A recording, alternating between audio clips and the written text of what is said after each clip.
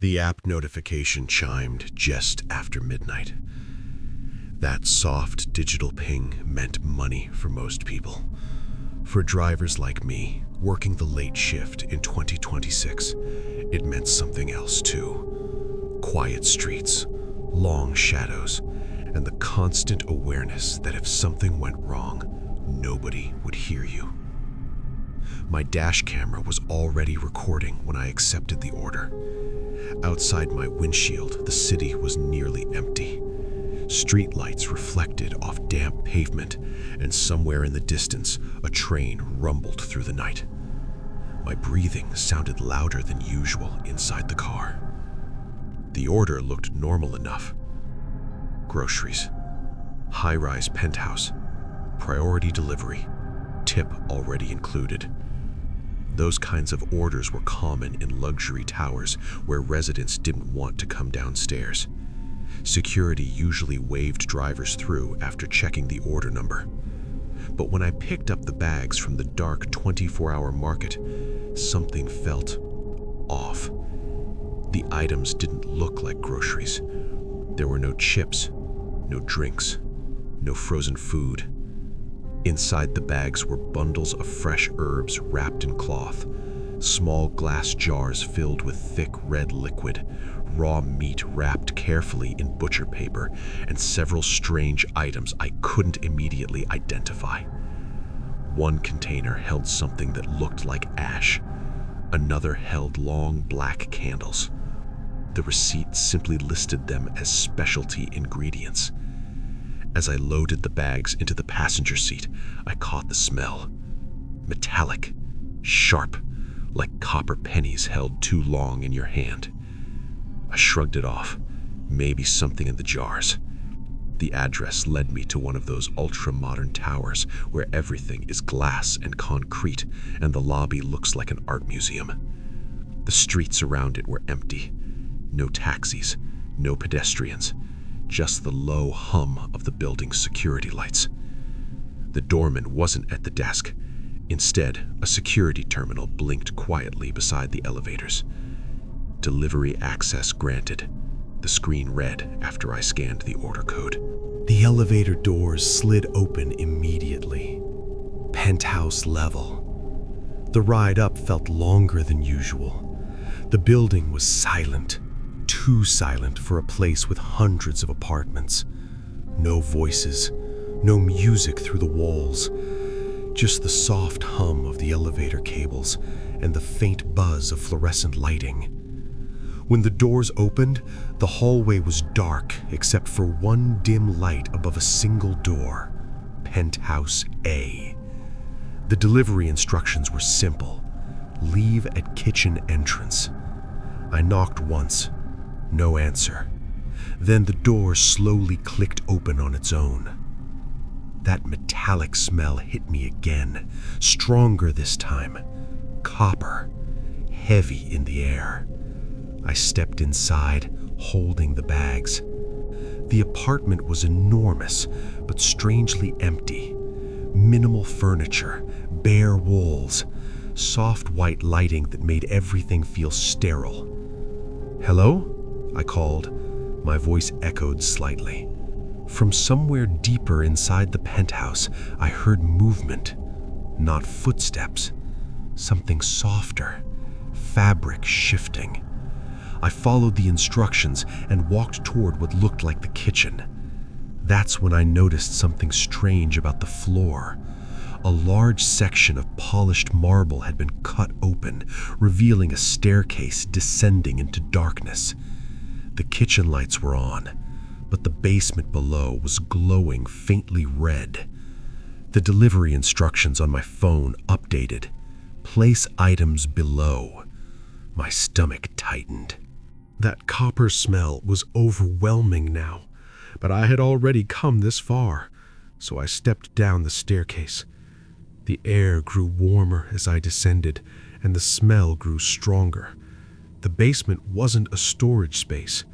It was a room, a large circular room with black stone flooring and tall candles burning around the edges.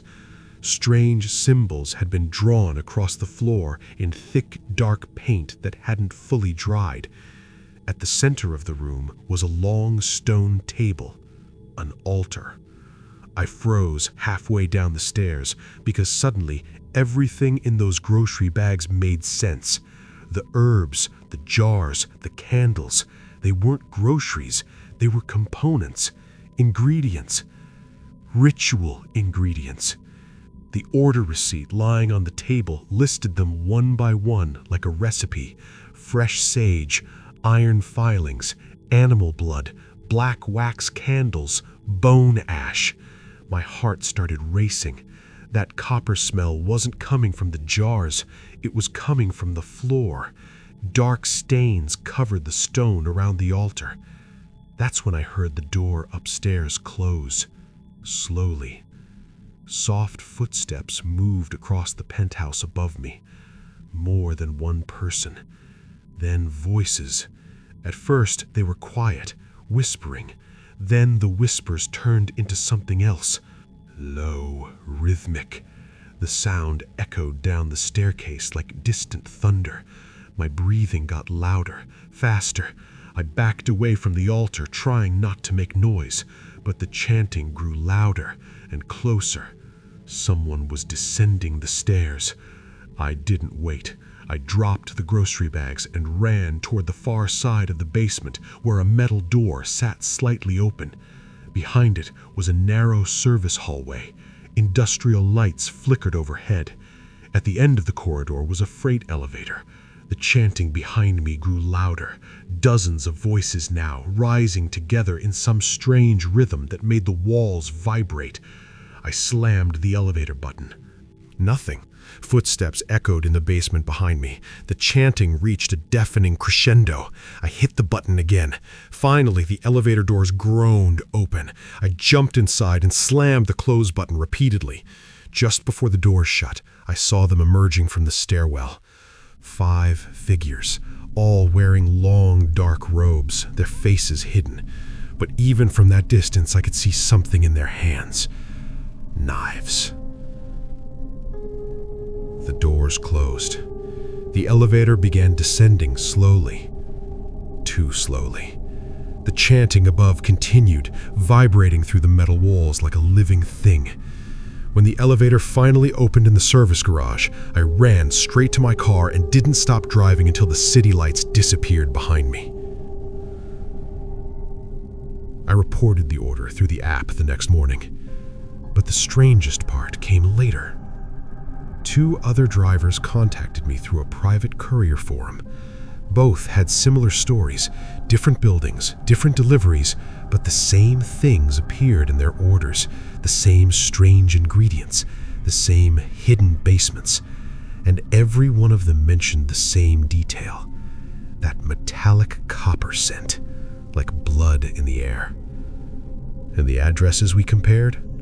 All belonged to different luxury towers across the city, which means whatever was happening down there wasn't just one ritual. It was a network, and it was still ordering deliveries.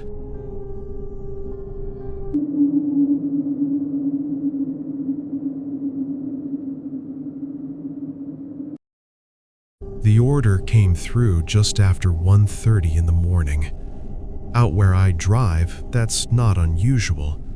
Rural deliveries run late because people are spread miles apart.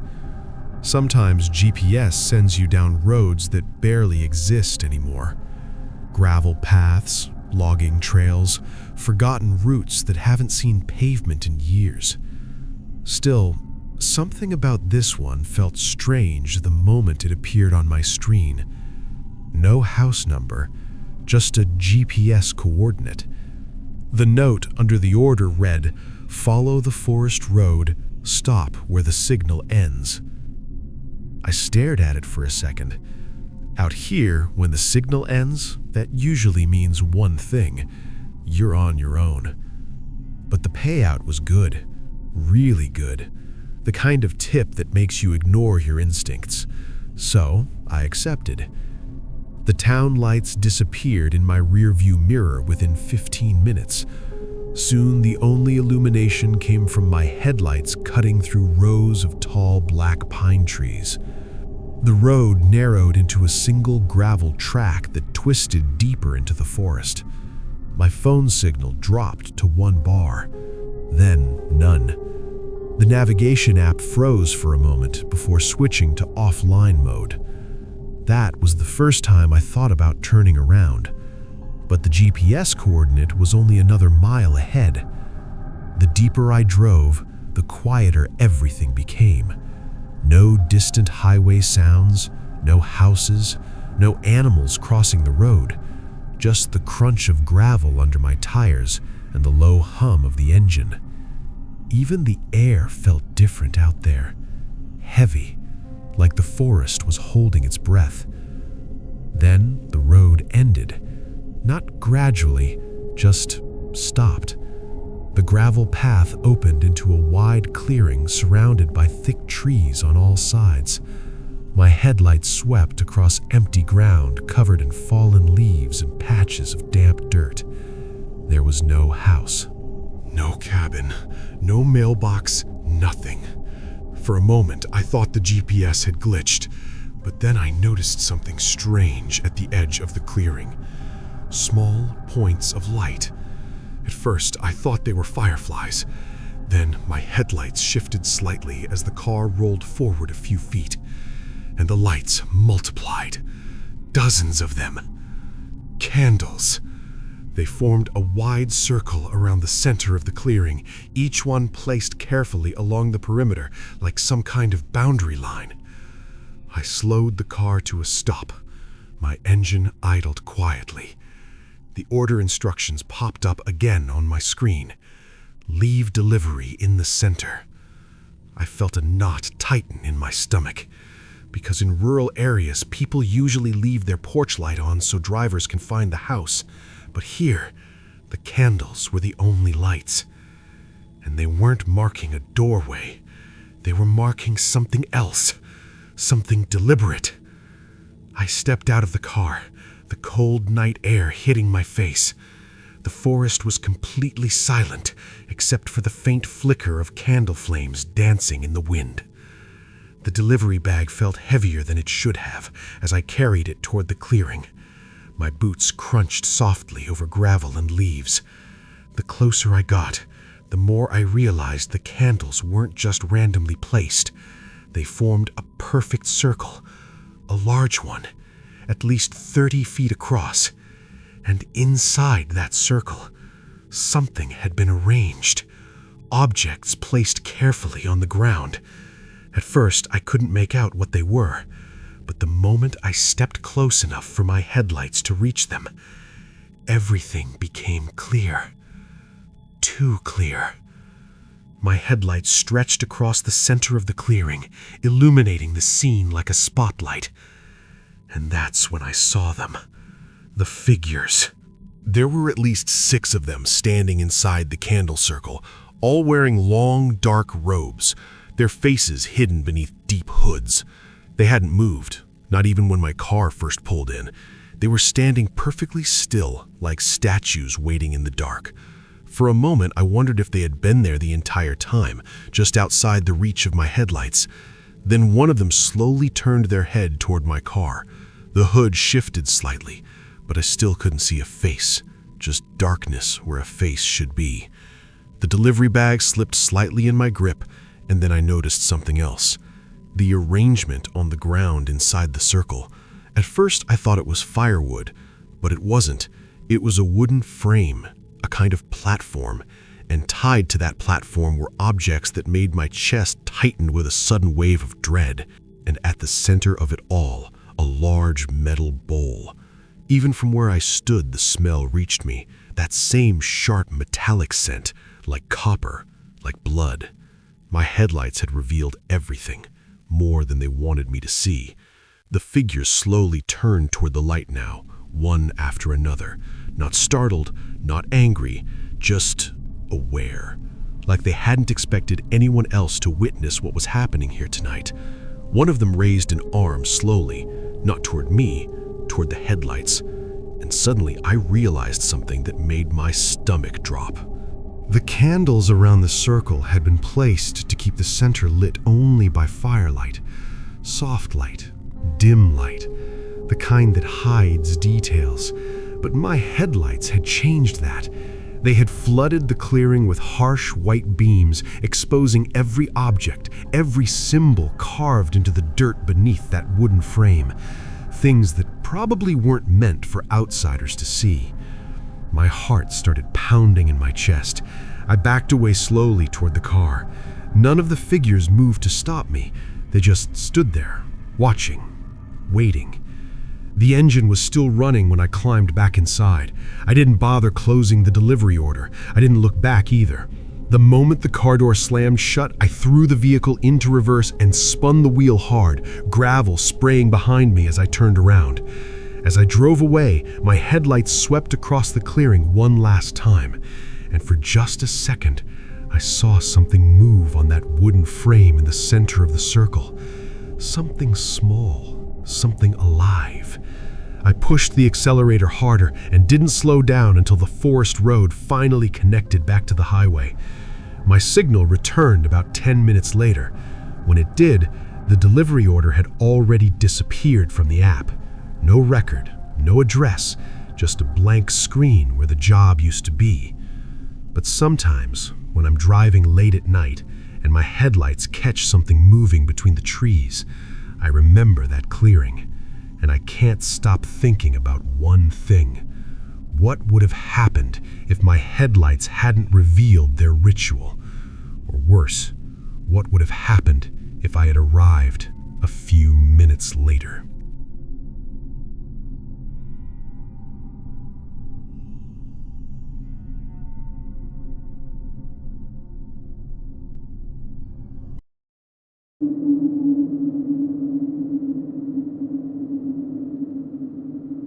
The order looked normal at first. Suburban delivery, signature required. Those were routine. Usually it meant someone had ordered electronics, medication, or expensive equipment that couldn't just be left at the door. The neighborhood itself was quiet when I arrived. One of those planned communities where every house looks almost identical. Clean sidewalks, white fences, porch lights glowing warmly over perfectly trimmed lawns. Safe. At least, that's how it looked. I parked the van at the curb and grabbed the package from the passenger seat. The label showed a name I didn't recognize, but that wasn't unusual either. People move in and out of neighborhoods like this all the time. As I walked up the driveway, something caught my eye. At first, I thought it was just scratches on the wooden doorframe, thin lines carved into the paint. But when I got closer under the porch light, I realized they weren't random. They were symbols, small ones etched carefully into the wood around the front door. Circles intersecting with lines, triangular shapes, something that looked almost like a twisted compass. I frowned and leaned in a little closer. They looked old too, not freshly carved, which meant they had probably been there for a while. The strange thing was, I had seen marks like that before, not just once, several times. Over the past few weeks, I had noticed similar marks around different houses while making deliveries across town. Sometimes they were scratched near the mailbox, sometimes hidden under the lip of a porch step. Always small, always subtle, and always easy to miss. Until now. The porch light buzzed faintly above my head as I knocked on the door. For a few seconds, nothing happened. Then I heard movement inside. Slow footsteps approaching. The door opened just a crack. A man stood there, partially hidden behind the frame. Middle-aged, maybe? Hard to tell in the dim light behind him. His eyes flicked down to the package in my hands. "Signature required," I said. He didn't answer right away. Instead, his gaze shifted past me toward the street, like he was checking whether anyone else was watching. Then he opened the door wider, and that's when I noticed the smell. Faint, but unmistakable. Metallic, like copper. The same scent that sticks in the air when you hold coins too long in your hand. My chest tightened slightly. "Bring it inside," the man said quietly. I hesitated. Company policy said packages were supposed to be signed for at the door, but sometimes customers asked drivers to step just inside the entryway, especially when the weather was bad. Still, something about the way he said it felt different. Not like a request, more like an expectation. I stepped into the house. The door closed softly behind me. The living room lights were dim. Most of the illumination came from a cluster of candles arranged along a long wooden table near the far wall. For a moment, I assumed the power might be out, but then I noticed something else. More symbols, carved into the walls, drawn in dark ink across the wooden floor.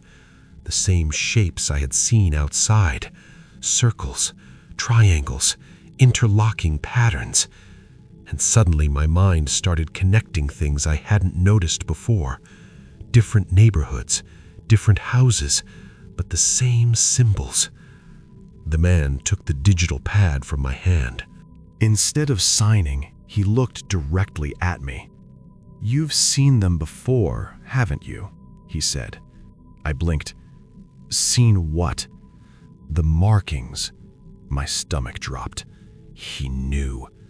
Before I could respond, a voice came from somewhere deeper inside the house. Then another. Low voices, whispering, and footsteps. More than one person. The man stepped aside slightly, revealing a hallway leading toward the back of the house. The candlelight flickered along the walls, and there, standing in the shadows, were several figures, all wearing dark robes, their faces hidden in the dim light. For a moment, nobody spoke. Then the man handed the signature pad back to me, but instead of signing it, he placed the stylus carefully in my hand. "You found the signs," he said calmly. "That means you were meant to." My heart started pounding. "I'm just here for the delivery," I said quickly. He smiled, not warmly, just knowingly. Behind him, the robed figures shifted slightly. One of them stepped forward into the candlelight, and I saw the same symbol from the doorframe etched into a metal pendant hanging around their neck, a circle intersected by 3 lines. The man gestured toward the hallway. "You've already been noticing the marks," he continued. "Your mind has already begun to see the pattern." I backed toward the front door. "I think there's been a mistake." The man shook his head slowly. "No mistake." His voice remained calm, almost reassuring. "The signs are invitations." He pointed toward the doorframe behind me. "That porch light you stood under? That mark means this house is open to those who see." My hand found the doorknob behind me, cold metal under my fingers. The robed figures in the hallway watched silently. No one rushed toward me. No one tried to block the door. They simply waited, like they were certain I would eventually step forward instead of leaving. The man tilted his head slightly. "Most people walk away the first time," he said, "but once you've seen the symbols," his smile widened just a little, "you start seeing them everywhere." I didn't answer. I opened the door and stepped back into the cool night air. The porch light buzzed overhead, and for the first time I noticed something I had somehow missed earlier. The symbol on the doorframe wasn't the only one. Small versions of it had been carved into the porch railing, into the mailbox post, even into the concrete step leading down to the driveway. Subtle, hidden, but unmistakable once you knew what to look for. I drove away without closing the delivery order, And ever since that night, something has been bothering me, because once the man said it out loud, he was right. You do start seeing them everywhere. On quiet suburban streets, under porch lights, carved into door frames that look perfectly normal. Little signals hiding in plain sight.